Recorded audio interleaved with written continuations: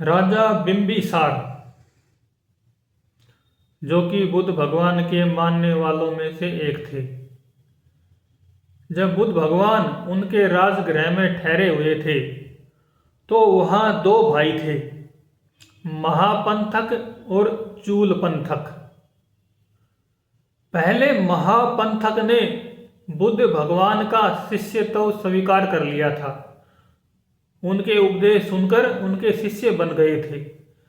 फिर उन्होंने सोचा कि उनका जो भाई है जिनका नाम है चूलपंथक, अगर वो भी बुद्ध भगवान की शरण ग्रहण कर ले, एक बौद्ध भिक्षु की तरह संन्यास दीक्षा ग्रहण कर ले, तो वो भी ध्यान साधना करेगा और वो भी कल्याण पथ पर आगे बढ़ जाएगा। ऐसा विचार करके महापंथक ने अपने भाई चूलपंथक को भी बुद्ध की शरणागति दीक्षा दिलवा दी, बुद्धत्व की जानकारी में ले आए, बुद्ध के प्रकाश में ले आए।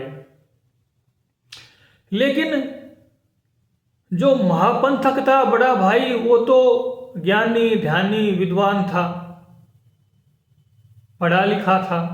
लेकिन जो उसका छोटा भाई था चूलपंथक, उसमें मानसिक क्षमता नहीं थी। उसको एक श्लोक भी याद करने में पूरा पूरा दिन लग जाए और फिर से भूल जाए, तो उसके लिए कोई बात याद रखना, कोई समझदारी मन में स्थापित करना, ये सब बातें उसके लिए बहुत कठिन थी, असंभव थी। कुछ भी याद करना, कोई जानकारी इकट्ठा करना, कुछ रट लेना, कोई तर्क करना, ये सब बातें उसके दिमाग से बाहर थी। तो जो बड़ा भाई था महापंथक, वो चूलपंथक को समझाया करता था, शिक्षा दिया करता था। शिक्षा तो बुद्ध भगवान भी दिया करते थे, लेकिन भाई अपने भाई को अलग से फिर अच्छी तरह से समझाने की कोशिश करता। लेकिन चूलपंथक को कुछ समझ में नहीं आता, फिर भूल जाता। फिर एक दिन महापंथक जो विद्वान भाई था, उसने सोचा कि ये आदमी तो बिल्कुल मूर्ख है मेरा भाई, अब यहाँ रह के क्या करेगा, इसको कुछ याद नहीं रहता, कुछ समझ में नहीं आता। तो उसने कहा कि तुम सन्यास का मार्ग छोड़ दो और वापिस घर में ही रहो, वहाँ कुछ छोटा मोटा काम तो कर लोगे, घर के रुखाड़े वगैरह तो हो ही सकती है, और यहाँ तो तुमसे ध्यान भी नहीं होता, कुछ याद भी नहीं रहता। लेकिन चूलपंथक भी था जिज्ञासु, उसकी मानसिक क्षमताएं कम रही होंगी, कुछ याद नहीं होता, कुछ तर्क में नहीं बैठता, लेकिन फिर भी उसके अंदर श्रद्धा थी, जिज्ञासा थी। तो जब उसके भाई ने डांट दिया और कहा कि तुम ये मार्ग सन्यास का छोड़ के वापिस घर चले जाओ, वहाँ कुछ काम कर पाओगे, यहाँ तो तुम न याद रखते हो, न कुछ तुमसे ध्यान होता है, तुम कुछ भी नहीं कर सकते, यहाँ तुम किसी काम के नहीं हो। तो जो चूलपंथक जिज्ञासु था, श्रद्धालु था, वो एक जगह बुद्ध की जो निवास स्थान था उसकी तरफ जाकर बैठ गया और वहां बैठकर रोने लगा कि मेरे भाई ने डांट दिया है कि तुम ध्यान के लायक नहीं हो, तुम सन्यास पथ पर चलने लायक नहीं हो। फिर जब उधर से बुद्ध भगवान का गुजरना हुआ तो बुद्ध भगवान ने उनसे पूछा कि चूलपंथक, तुम रो क्यों रहे हो? तो चूलपंथक ने कहा कि मेरे भाई महापंथक ने मेरे को कहा है कि तुम ध्यान के लायक नहीं हो, तुम ध्यान नहीं कर सकते, भिक्षुओं के मार्ग पर, सन्यास के मार्ग पर चल नहीं सकते, इसलिए तुम घर चले जाओ। लेकिन मेरा मन कहता है कि मैं किसी तरह ध्यान साधना का रास्ता पकड़ लूं। उसके मन में भी श्रद्धा थी, विश्वास था, जिज्ञासा थी।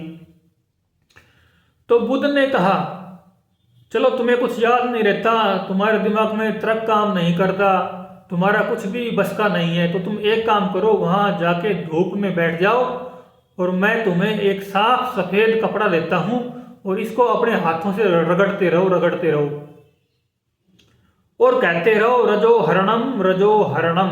अब मैं धूल साफ कर रहा हूं, इसकी धूल साफ कर रहा हूं, ऐसा रजो हरणम, धूल साफ कर रहा हूं, धूल साफ कर रहा हूं, ऐसा बोलते रहो। फिर वो जो भिक्षु था चूल पंथक, उसने बुद्ध की बात मानी, श्रद्धालु था, जिज्ञासु था, और वो बुद्ध का दिया हुआ सफेद साफ कपड़ा लिया और दूर धूप में एकांत में बैठकर रजो हरणम, मैं धूल साफ कर रहा हूं, धूल साफ कर रहा हूं, ऐसा विचार करता रहा और बोलता रहा, बोलता भी रहा, अंदर विचार भी करता रहा। जब ऐसा रटते रटते बार बार कुछ समय बाद उसके अंदर ये जिज्ञासा पैदा हुई कि मैं ये सब क्यों कर रहा हूं। जब उसने देखा कि मैं बार बार कपड़े को रगड़ रहा हूं तो ये कपड़ा जो साफ था, सफेद था, इसमें मैल कालापन लग रहा है, बढ़ गया। जैसा मैं साफ सुथरा सफेद इसको लेके आया था वैसा ये अभी नहीं रहा है, इसमें कुछ गंदापन, कालापन, मैलापन लग गया है। फिर उसके मन में विचार आया कि बुद्ध भगवान ने मेरे को ये क्यों कहा, इस कपड़े को कहा कि तुम इसको हाथ से रगड़ते रहो तो पसीने से, हाथ के मैल से ये कपड़ा मैला हो गया है, कालापन हो गया है, धब्बापन हो गया है। ऐसा बुद्ध भगवान ने क्यों कहा होगा। ऐसा ही वो धीरे धीरे चिंतन करते करते उसके मन में ही एक नया चिंतन पैदा हो गया कि मैं इस कपड़े को रगड़ता रहा, ये गंदा हो गया। ऐसे ही मनुष्य का जो चित्त होता है वो संसार के क्रियाकलापों की रगड़ से ऐसे ही मैल से, मल से, पसीने से गंदा जैसे कपड़ा हो जाता है, ऐसे ही हमारा चित्त भी गंदा हो जाता है। और इस कपड़े पे जैसे मैल चढ़ा है और वो कपड़ा गंदा हो गया, ऐसे ही हमारा चित्त गंदा हो गया है।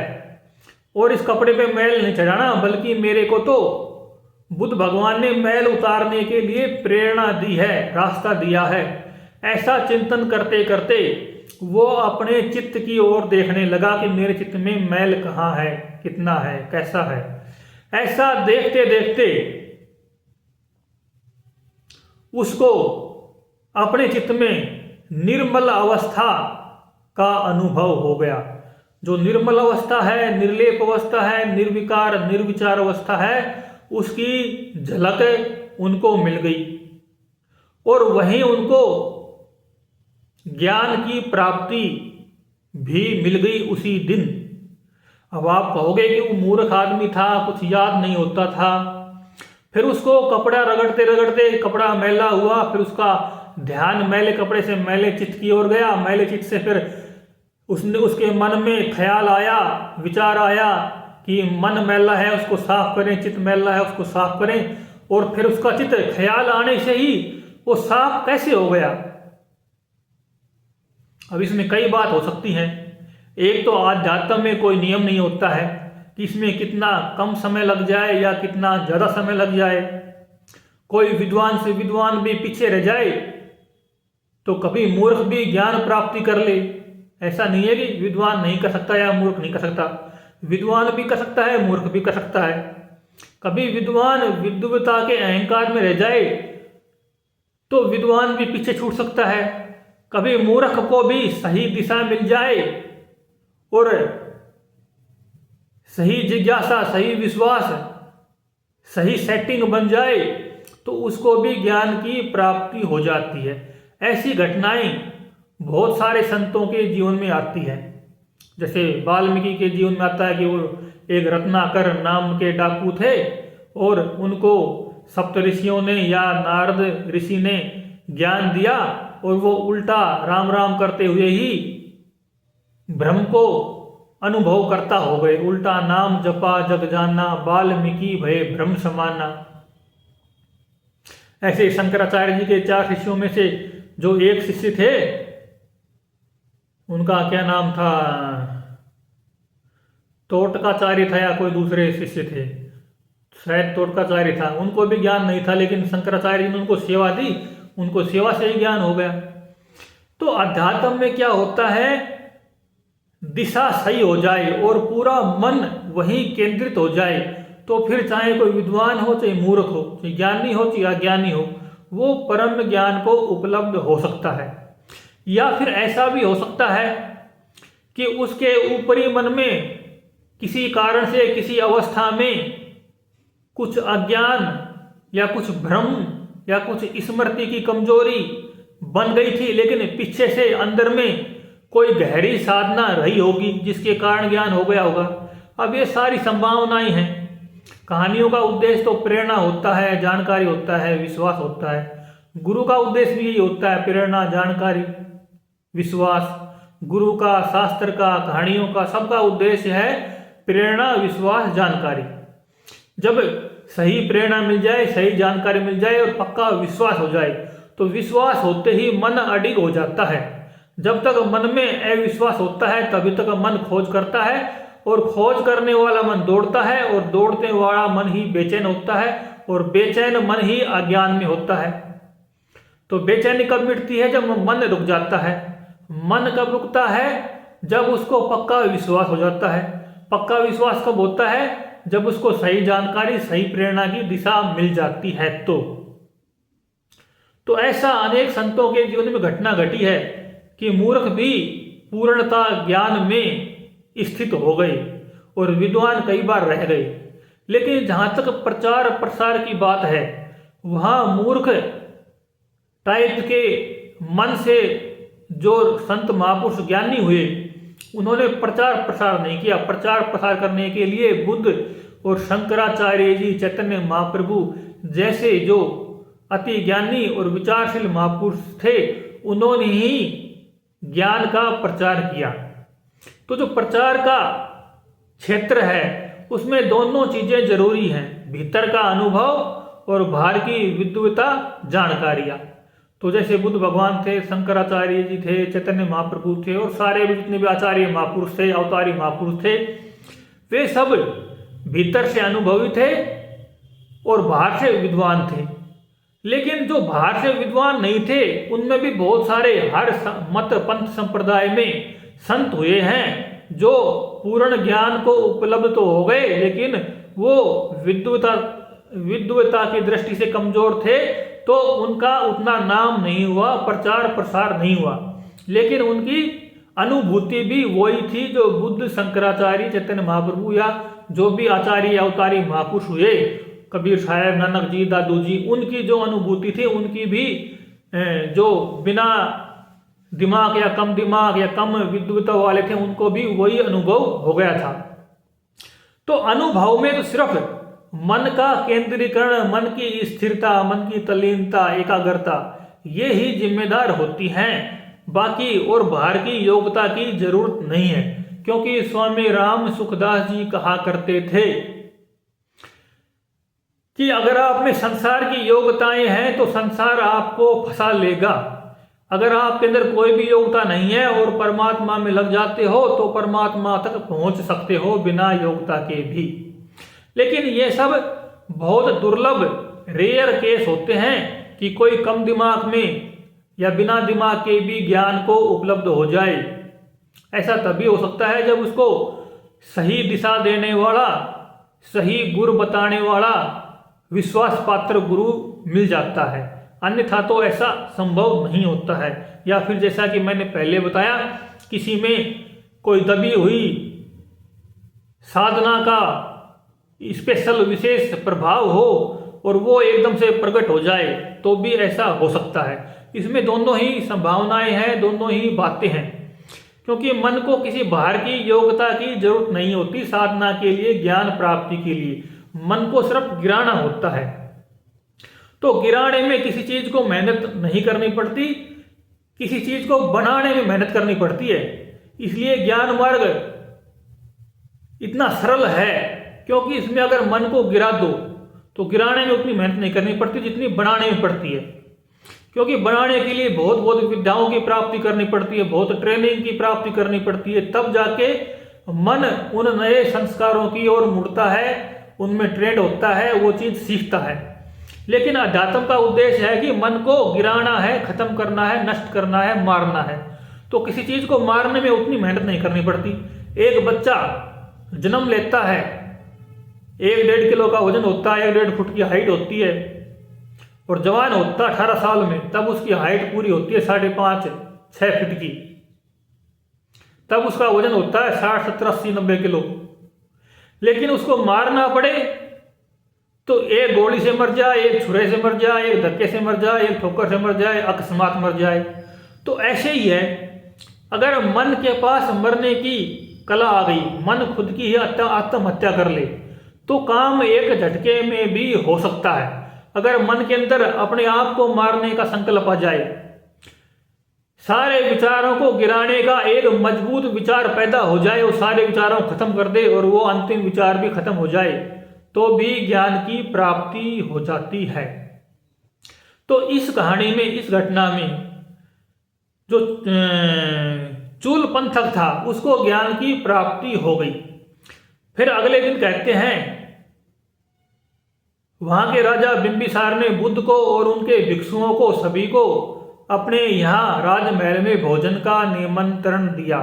जब वो राजमहल में पहुंचे और भोजन करने को तैयार हुए, तो राजा बिंबिसार ने बुद्ध भगवान से पूछा कि आपके सभी भिक्षु संघ में जो भी भिक्षु थे वे सब आ गए, सन्यासी आ गए? तो बुद्ध ने कहा नहीं, एक सन्यासी बच गया, चूल पंथक, वो वहीं रुक गया। तो बिंबिसार ने कहा क्या मैं उसको बुला सकता हूं? तो बुद्ध भगवान ने कहा हाँ। तो राजा ने अपना सेवक भेजा जो कि बुद्ध के बौद्ध विहार में वहां रुक गया था, चूल पंथक। जब सेवक वहां गया तो उसने देखा कि वहां एक चूल पंथक नहीं है, वहां तो हजारों चूल पंथक घूम रहे हैं। एक ही शकल सूरत के एक ही आदमी हजार रूपों में घूम रहे हैं, हजार शरीर धारण किए हुए घूम रहे हैं। तो उनके अंदर इतनी सिद्धि भी जागृत हो गई थी, ज्ञान भी हो गया, सिद्धि भी हो गई कि एक रूप से वो अनेक रूपों में हो गए, अनेक रूपों में दिखाई दिए। तो ये कोई गहरी साधना का ही विषय थी। अब जैसे कि वाल्मीकि ऋषि भी थे, इतना दिमाग नहीं था उनमें, विचारशीलता नहीं थी, लेकिन उल्टा नाम जपा, लेकिन उन्होंने बहुत लंबे समय तक भगवान के नाम का जप किया, तब वहां उस अवस्था में पहुंचे। तो ये साधना के बहुत सारे अलग अलग आयाम हैं, किसके जीवन में कौन सी घटना कहाँ घट जाए, मन की मृत्यु कब हो जाए, मन की मृत्यु बचपन में हो जाए, जवानी में हो जाए, या किसी का बुढ़ापा तक पहुंचते पहुंचते मन की मृत्यु हो। जैसे कोई बच्चा बचपन में मर जाए, या कोई जवानी में मर जाए, या कोई बूढ़ा होके मरे। ऐसे ही ये जो मन है, इसका पता नहीं कब मर जाए, किस घटना से मर जाए, कैसे मर जाए मन। और जैसे ही मन मरा, विचार खत्म हुए, वो पूर्ण ज्ञान की अवस्था, शून्य अवस्था, केवल ज्ञान, सत्यलोक, सचखंड, निर्विकल्प असंप्रज्ञात समाधि, निर्विकल्प समाधि, उसकी प्राप्ति हो जाती है। और उसके बाद पीछे पीछे सारी सिद्धियां भी जागृत हो जाती हैं। तो अध्यात्म अद्भुत है, असली बात है, अपने भीतर एक गहरा भाव होना चाहिए, प्रभाव होना चाहिए, गहरा संकल्प होना चाहिए। जैसे सेठ जयदयाल जी गोविंद का कहा करते थे कि आप मान के चलो कि ये मेरा आखिरी जन्म ही है, आप ऐसा मान के रहो कि ये मेरा आखिरी जन्म ही है, मैं इसी जन्म में अपने मन को गिरा दूंगा, गिरा दूंगी।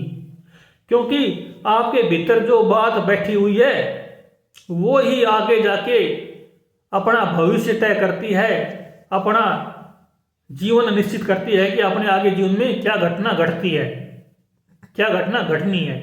जो हम भीतर से स्वीकार कर लेते हैं पूरे 100% मन से, वो चीज कभी ना कभी होके ही रहती है। तो हम अगर अष्टावक्र गीता की तरह जो लिखा हुआ है उसमें कि हम मान लें कि हम मुक्त हैं, तो हम मुक्त ही हैं। अगर हम मान लेते हैं कि हम बंधन में हैं, तो हम बंधन में हो जाते हैं। वेदांत शास्त्र कहते हैं ये संसार माना हुआ है, ऐसे ही बंधन और मुक्ति भी माने हुए हैं। जब हम मुक्ति को मान लेते हैं तो मुक्त हो जाते हैं, जब तक हम बंधन को पकड़े रहते हैं, माने रहते हैं, तो हम अपने आप को बंधन में ही महसूस करते हैं। और मुक्ति को स्वीकार कर लेते हैं तो मुक्त भी हो जाते हैं। यही पूरा आध्यात्म है, चाहे भक्ति मार्ग हो, चाहे प्रेम मार्ग हो, सब कुछ अखंड मन और विश्वास पर ही निर्भर करता है।